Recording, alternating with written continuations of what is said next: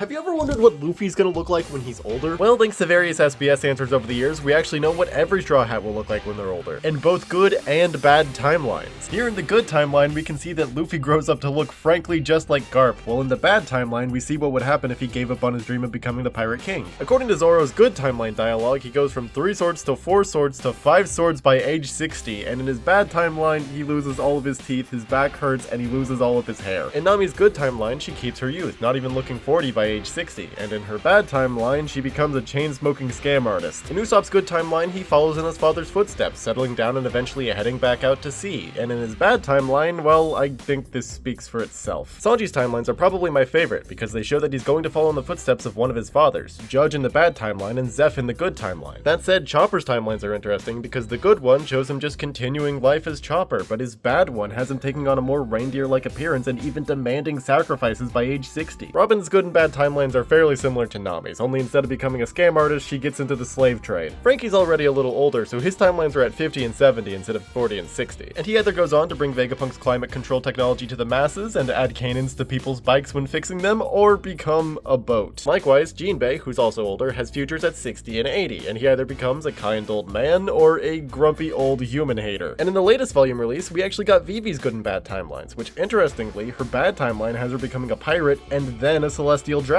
As a bonus, we also have good and bad timelines for Sabo and If Ace Survived in volumes 90 and 89 respectively. Oh, and if you were wondering about Brook, well, he's a skeleton, so he looks the same in all of them.